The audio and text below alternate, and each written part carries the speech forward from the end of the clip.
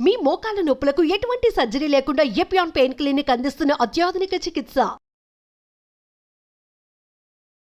మన non vegetarian south Indian ఇంట్లో egg dosa చాలా పాపులర్. ఓకే, సో వాళ్ళు దోశ చేసుకుంటారు, దోశ మీద ఎగ్ వేసుకుంటారు, పక్కన చట్నీ ఏదో ఒకటి ఉంటుంది. అది కొంచెం more balanced. Okay, so at least మన traditional food is not coming out of a packet.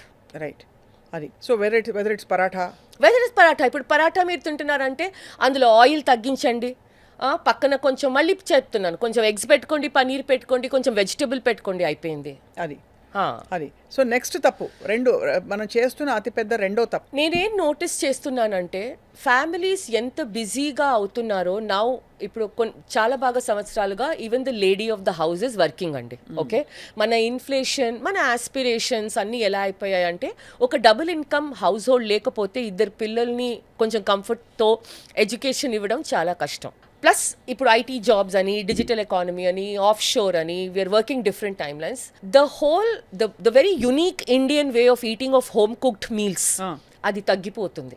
Okay, so ముందు నేను చిన్నప్పుడు ఉన్నప్పుడు, మీరు చిన్నప్పుడు అవుటింగ్ వన్స్ అ మంత్, నెలకొకసారి, అది కూడా ఎక్కువ యాక్చువల్లీ, బర్త్డే చాలా ఎక్కువ, నెలకి 2 నెలలకి ఒక్కసారి. మా మమ్మీ అయితే కామత్ హోటల్ తీసుకెళ్లేది. పాలక్ పనీర్ కూడా మాకు అప్పుడు డెలికసీ.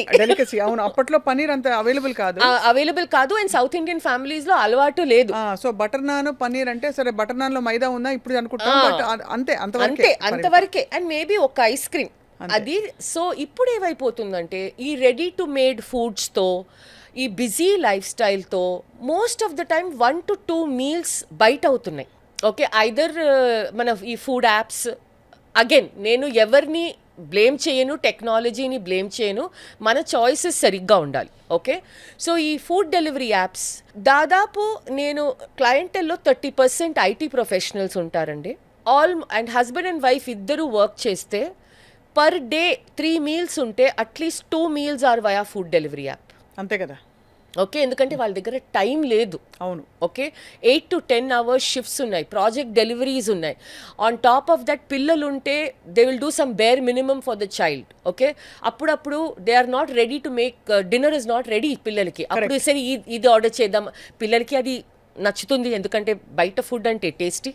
ఈ మన moving away from home cooked meals, బయట రెస్టారెంట్ లో భోజనం చేయడం లేదు, రెస్టారెంట్ నుంచి ఆర్డర్ చేయడం లేదు, ఈ రెడీ టు ఈట్ ఫుడ్స్ ని తీసుకోవడం, ఫ్రోజన్ ఫుడ్స్ ని తీసుకోవడం.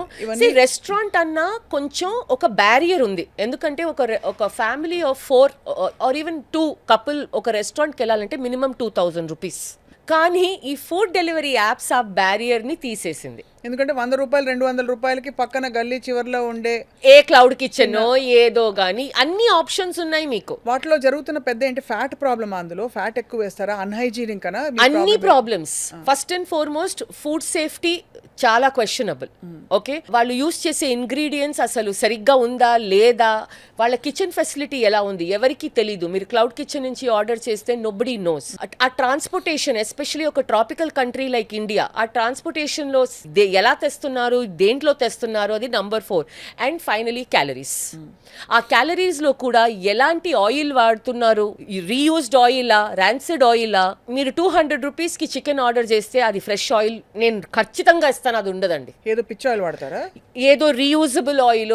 వాళ్ళకి మార్జిన్స్ ఎక్కడి నుంచి వస్తాయి? How will they make margin? Correct. Okay, so the problem is calories ఎక్కువ, ఫుడ్ అన్హైజీనిక్ కూడా, and a lot of instances of irritable bowel syndrome, food poisoning, ఇవన్నీ. అవును.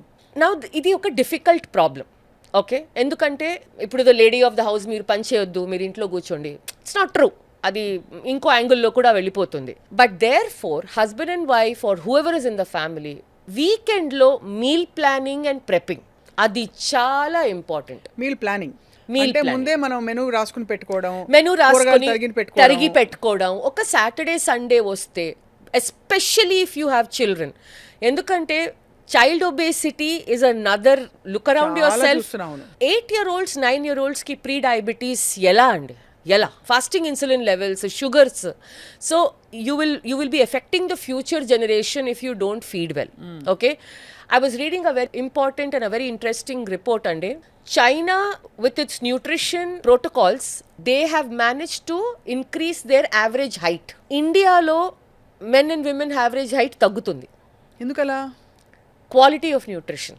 ఓహో, అంటే పుట్టడం అలా పుడుతున్నారా, పెరుగుదల ఆగిపోతుంది? పెరుగుదల, స్టంటింగ్ అంటారు దాన్ని. స్టంటింగ్ అంటే చైనాలో అంత ఈటింగ్ అవుట్ ఉండదు కదా, వాళ్ళు balanced meats. No, and heavy regulation by the government, స్కూల్లో lunch programs, even Japan and meat eating country, plus వాళ్ళు they are enforcing now activity, అంటే ఒక 6-year-old activity levels in the school చూస్తే will be shocked. So అన్ని, so this is another thing. So it is not just about mano as adults ఏంటి, you will be affecting generations and generations with your diet. So come back to some ఒక కొంచెం meal prepping, vegetables cut చేసి పెట్టుకోవడం, మీ week ఫుల్గా అన్నీ సరిగ్గా ఉందా, like for example మనకి ప్రోటీన్ ఏంటి, మనకి పనీరా, ఎగ్గా, టోఫూనా, ఏం కావాలి. ఇది చాలా మంచి ఐడియా సంగీత, బికాస్ చాలా మందికి ఐ థింక్ లాస్ట్ మినిట్ లో పిల్లలు ఆకలేస్తుంది గొడవ చేస్తే ఏదో ఒకటి చేసి పెట్టేద్దాం, తెచ్చి పెట్టేద్దాం అని ఒక ఉంటుంది. అండ్ మనకి కూడా మీల్ ప్లానింగ్ లేకపోతే after a whole day of work మనం పని చేసి వస్తే మనం ముందు ఉండేది మనం తింటామండి. ఏదో పెద్ద నేను బ్యాలెన్స్డ్ మీల్ వెతికి వెళ్ళను.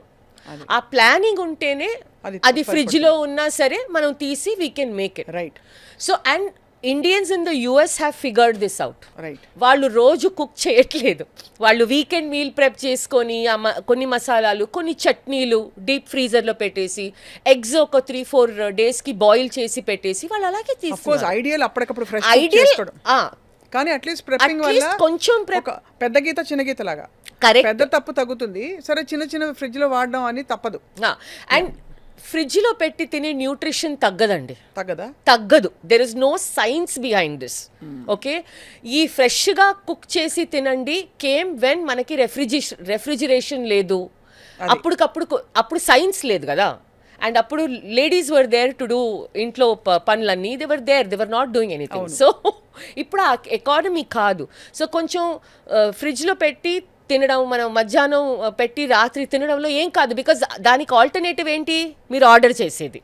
దానికన్నా ఇది 10,000 times బెటరే. అవును, అవును. Okay, so this is the second thing. Now will quickly come to the third thing.